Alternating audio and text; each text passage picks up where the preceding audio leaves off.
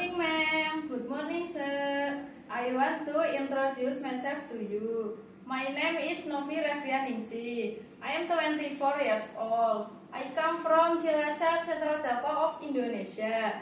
My last education is junior high school. My religion is Muslim. I married. I have one son. He is 2 years old. I have one brother and one sister, and I number one in the family. My height is 160 cm. My weight is 65 kg. I'm not afraid of dog. I can cook and handle pork, but I cannot eat pork. I can take care of the children and elderly. I have experience working in Jakarta for years. My job is general housekeeping, cooking, take care of the children. I can cook Indonesian food, for example, stir vegetable, balado egg, balado fish, fried rice, balado eggplant, and soup. I want to go to Singapore because I want to work and earn more money for my family future.